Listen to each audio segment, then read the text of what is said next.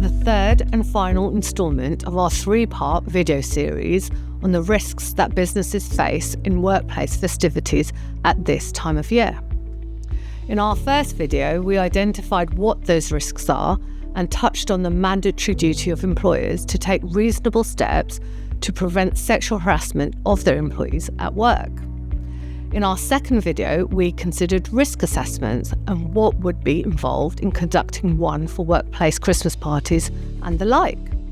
In this video, I'm going to provide 10 practical tips to address the legal risks identified in the first video and the specific risks you may have noted in your risk assessment. Number 1, starting with alcohol. We mentioned in the last video that alcohol consumption lowers inhibitions and blurs boundaries, which is clearly a risk.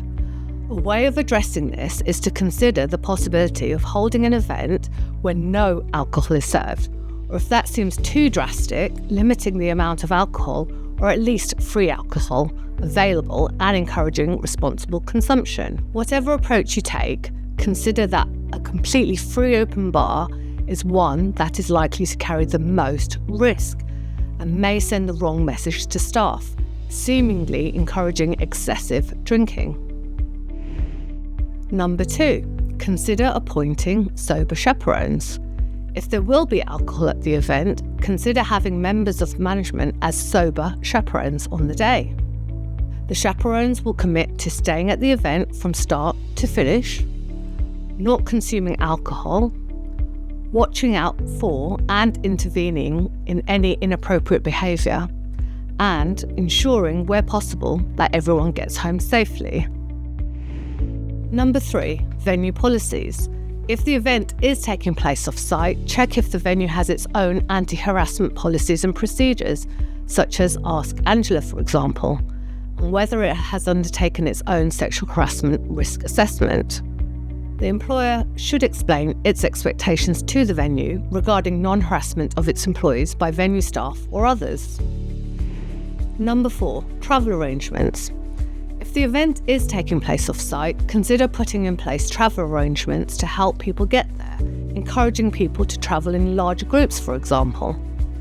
After the event can be more difficult, but again, think about what you can do to assist or direct people so that late night trains or shared taxis are not the only options.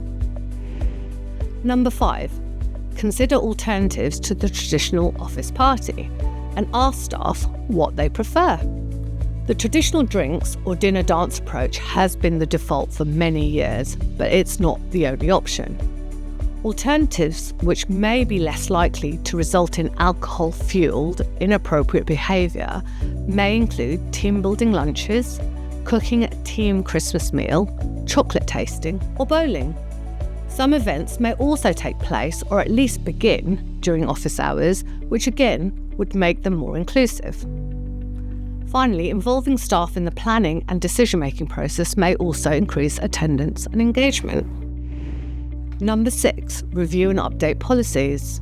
In particular, review your anti-harassment, bullying, sexual harassment, equality, diversity and inclusion, disciplinary, grievance and any other relevant policies to ensure they are up to date and easily accessible. Number 7, training for managers. Provide managers with refresher training so that they are clear on their responsibilities before the event and what they should do if they receive a report of a concern or to enable them to spot a red flag.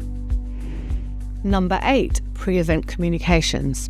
Before the event, send out communications to all staff reminding them of the expected standards of behaviour and stating that inappropriate behaviour will be dealt with via the disciplinary policy, which could result in disciplinary action up to including dismissal.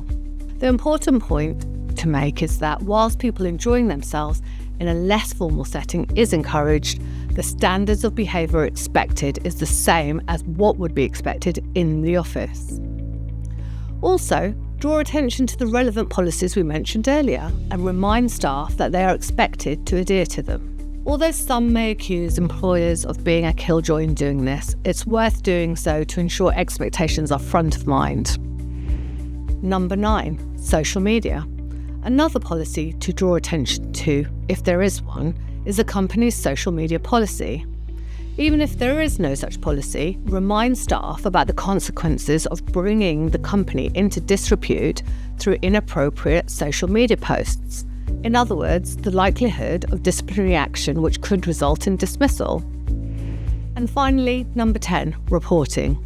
This may already be covered in relevant policies, but the pre-event communications should also make clear to employees who they should contact during or after the event with any concerns. That could be concerns which they have or something they have witnessed or heard. So those are some practical tips on how the key risks regarding workplace socials during the festive period can be addressed.